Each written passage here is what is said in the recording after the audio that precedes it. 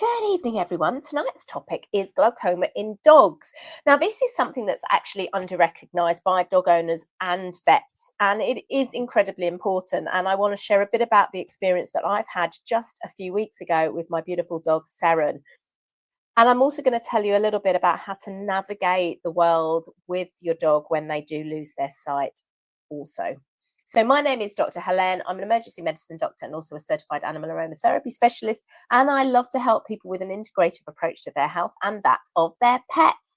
Now, if you like what you're listening to, I would really appreciate it if you'd hit the follow or the subscribe button. And if you can leave me a 5-star review, that would be great as well. And let me know in the comments what sort of content you want me to do so that I can create it and, help you with your queries. Now, if you'd like to book in for either a consultation or get one of my essential oil kits, I'll put the links in the show notes, and also feel free to contact me to discuss your needs more. So on with the show. So as I said, glaucoma in dogs is poorly recognised, and I want to tell you a bit about what happened with my little spaniel Seren, so that you can understand how difficult it is sometimes to get the diagnosis. And I know that my experience isn't unique, because I've connected with other fellow dog owners on social media, and they've been talking about their experiences, which has been quite the same.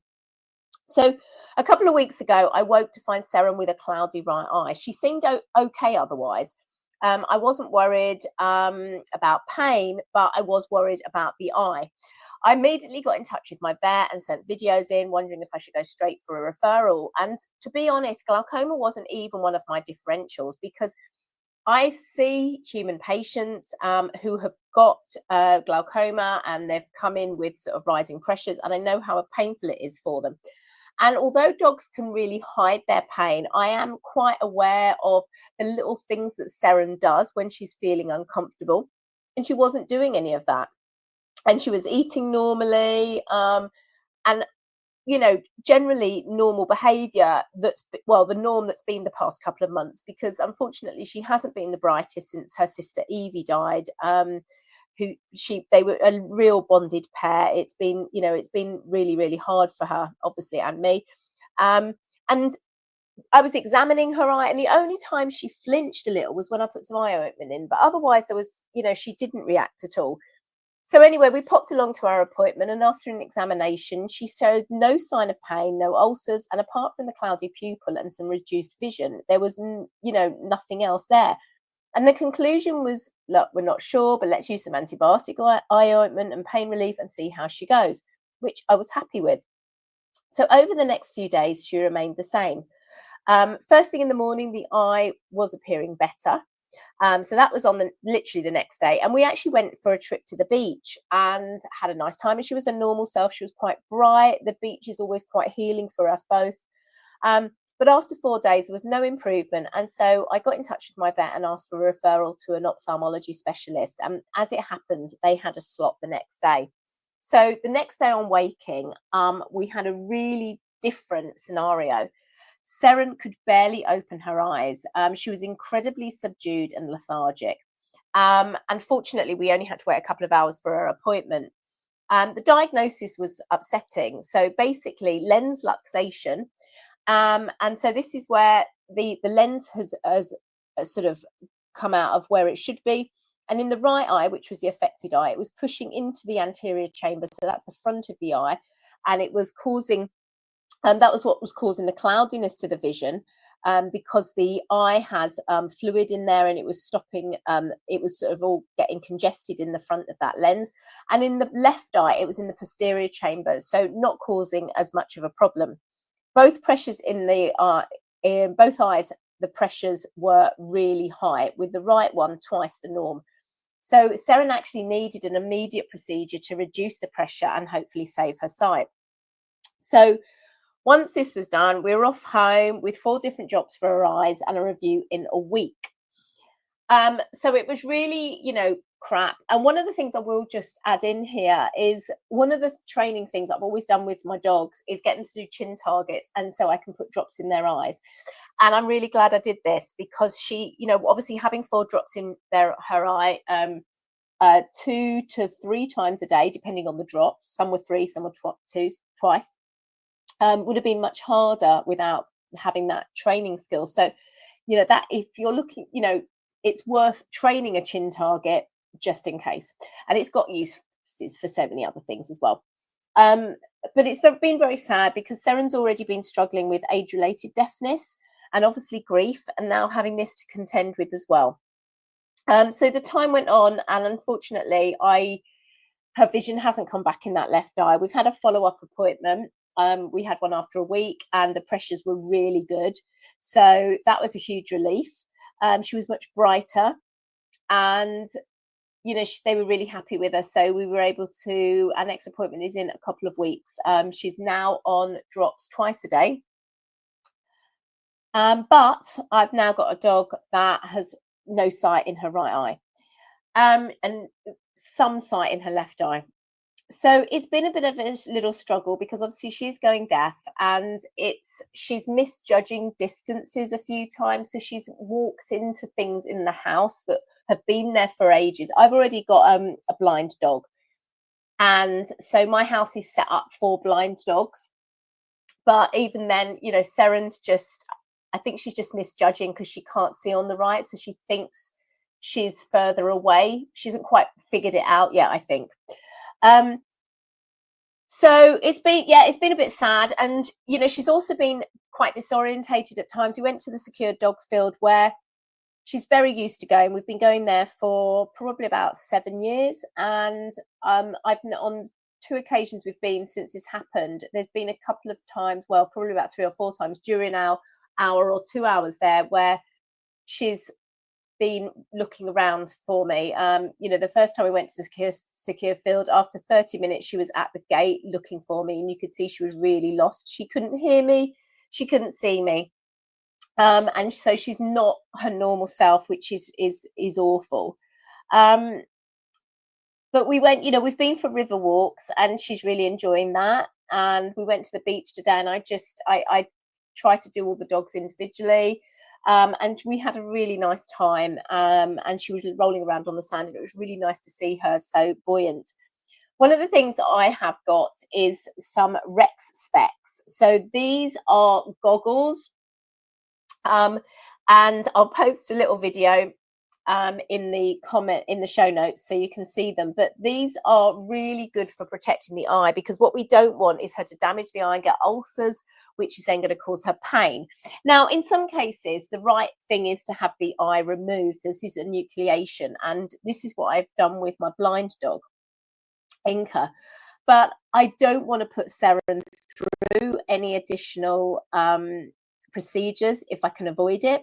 For those of you who do follow, you will know that I lost a dog in May under anaesthetic for a pretty routine procedure for a stem cell treatment. And I do plan on doing a tribute for Evelyn. It's just, it was literally 2 weeks after my beautiful 2-legged dog died. So it's been a very difficult time.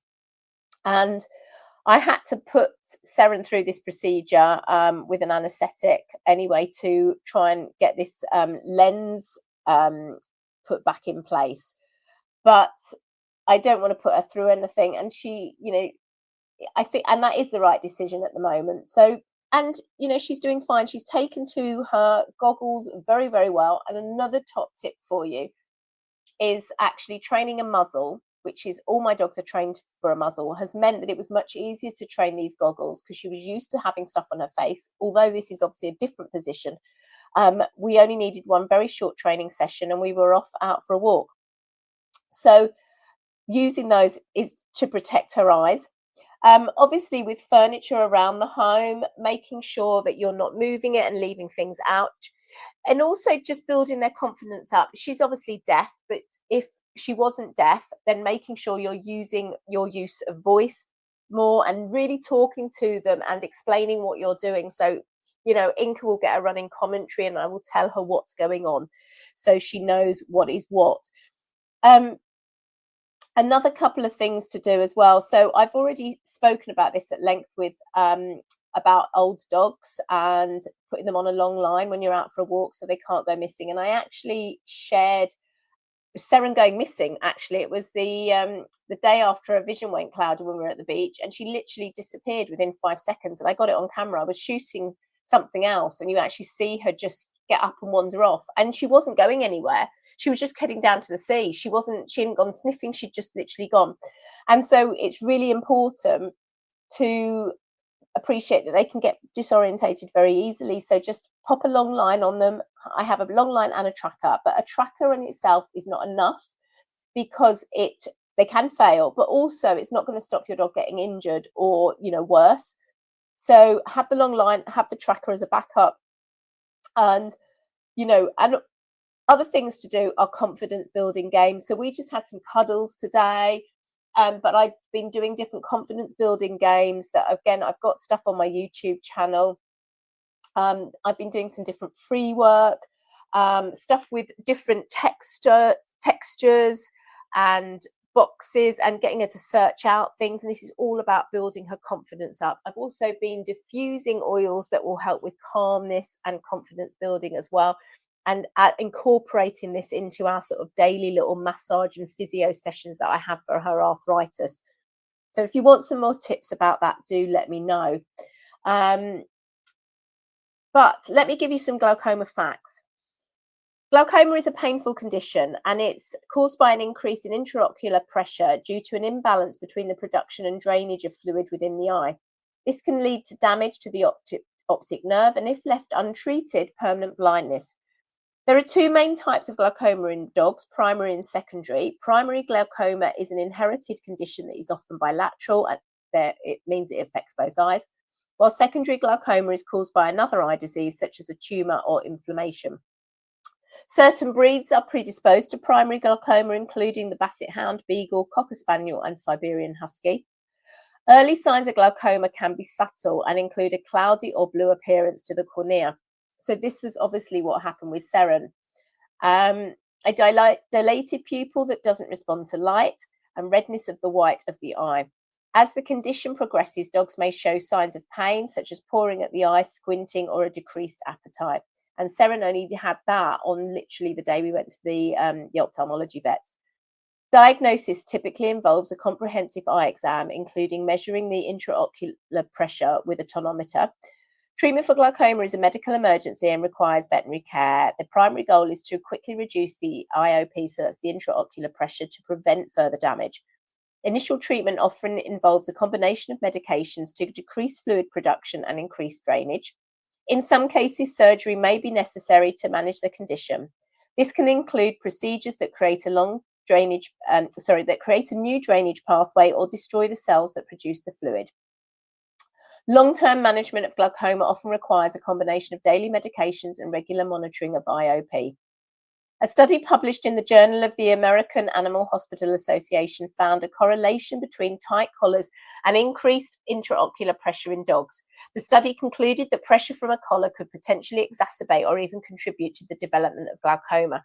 And I think this is really important, because I am a big fan of harness wearing, and I hear a lot of criticism leveled at people with harnesses sometimes. And they're like, wait, let your dog pull more.